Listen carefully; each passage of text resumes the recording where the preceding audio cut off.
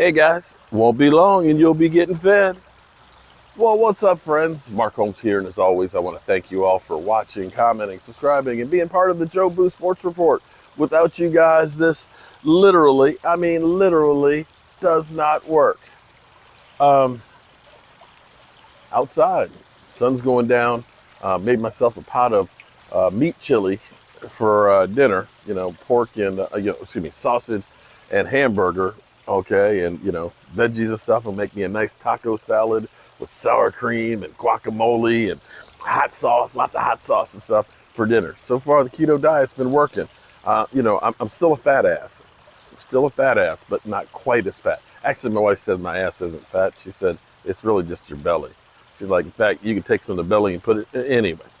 Anyway, I'm sitting out here because the weather is beginning to change. Okay. This is the last weekend of February. March is supposed to come in like a lion and go out like a lamb. Well, right now it's kind of coming in like a lamb because the last few days it's been like 50, 60 degrees. And you can see the fish, they've been kind of swimming around and acting like, okay, it's time to get fed sometime soon. This is, the circle of life, so to speak. You go through the winter, things slow down, they head to the bottom, they hibernate. They're almost lifeless, and then come spring becomes the new renewal. So I want to congratulate Dak Prescott's brother, Tad.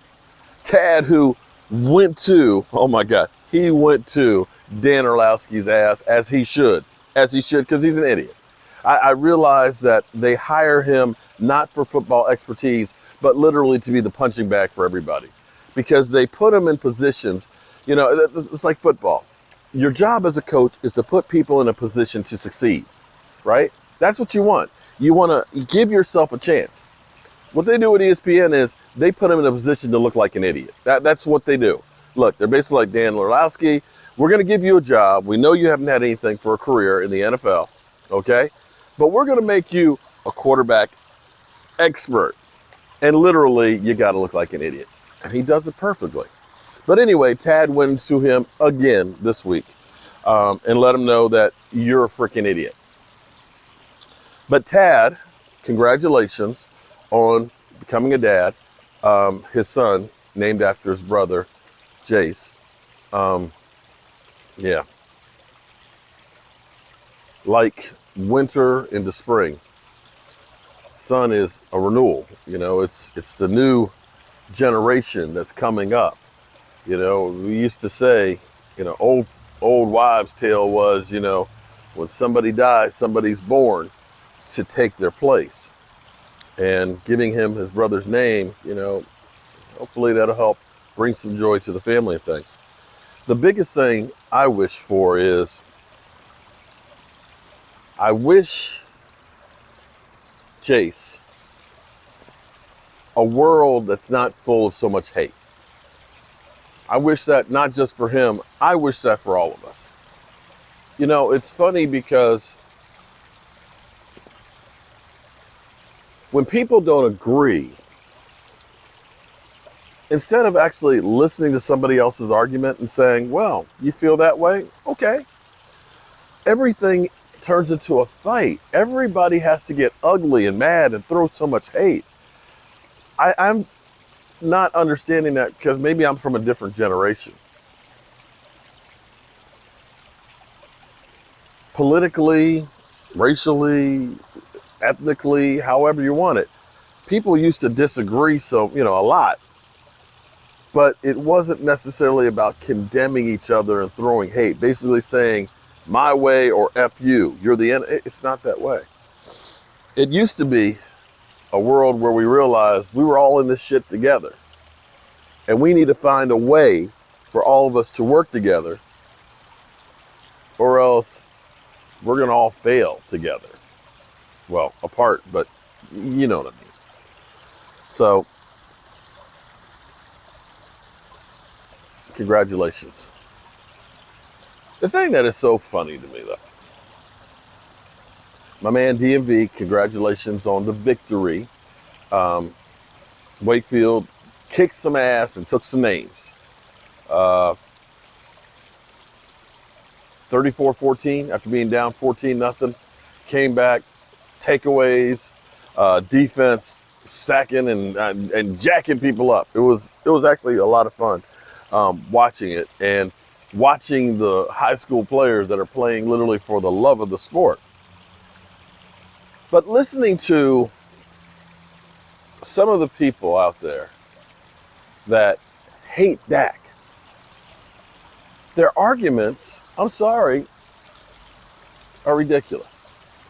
So while I'm watching the high school game and I'm live streaming it, because it's Saturday afternoon, football season's over as far as professional, and just kind of taking it easy. And I'm sharing with others and hanging out with my friends. I love doing that. And so we're watching that, and then somebody says, hey, Dak Prescott is on NFL Network. They meant the Dallas Cowboys. They were re-showing the Cowboys versus the Falcons game. And in that game, the Cowboys, when I turned it on, I think we're down 39-24. And it's late in the fourth quarter. And this was, of course, the Cowboys end up coming back. It's the famous watermelon onside kick. The chances of getting an onside kick these days are like slim and none, okay? You got a better chance of getting the Mega Millions. But somehow, some way, the Cowboys got that. And I was looking at the statistics of over, 400 some odd yards that Dak had and the game that they had played and things. And we were talking about this guy who claims to have a doctorate degree in football, Dr. Football, literally is saying, oh, they won because of the defense.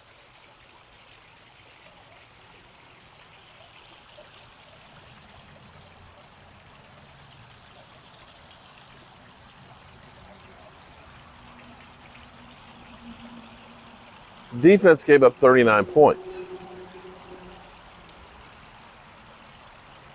He said, yeah, but the defense stopped them. He said because when they were behind, they had to stop them in order for them to catch up, because had the other team scored every time, then they couldn't have caught them.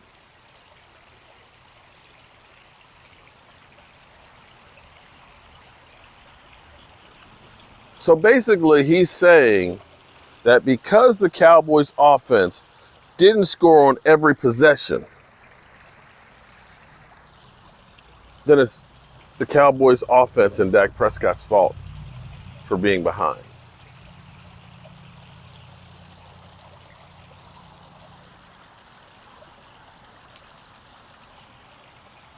How can you have a discussion with somebody that really does not understand that? I'm just trying to understand, what NFL team averaged 40 points a game every game? I don't know of any. We look at the Kansas City Chiefs that, won the Super Bowl and went back to a second one. And Pat Mahomes and that all-star offense that they have that averaged 29.6 points a game. That's what they averaged. 29.6 points a game. And we look at that and say, that's incredible. The number one scoring offense was Aaron Rodgers. I think they were at 31. So by this person's logic, because they're only scoring 31 points, that there were some possessions where they had to punt and didn't score. So that means Aaron Rodgers and Pat Mahomes are garbage? That's the only way I can take it, that the fact that you because the only way you can look at this is say you failed because you didn't score every single time. Then if that's the case, then every quarterback out there is a failure, because none of them score every single time. Just to let you know, again, the Green Bay Packers led the league in points and averaged 31 points a game. Kansas City was, I think, third at 29.6. The games that Dak played in,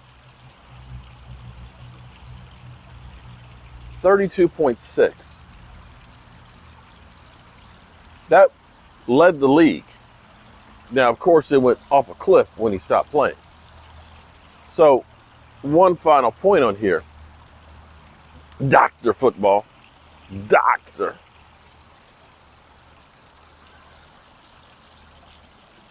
then how does that rank than Andy Dalton? Because you keep saying, I'd rather take Andy Dalton. Because he certainly didn't score on every possession. And herein lies the nonsense that is. Roscoe? What happened, Roscoe? Did you hear that? Yeah, me get ready to jump up and run with my bad knees. Roscoe! He's getting old. He's getting very old. Kind of like me. All right, that's all I got for you. I'm gonna go get my taco salad now for dinner. Woohoo! Soon, when I start coming out here, a couple more weeks, they'll be all right here. They'll be all right here looking to get fed and saying hi to you guys. And guess what? They're a lot bigger than last year. A lot bigger. Hope you guys are having a great Saturday, and I'll see you soon.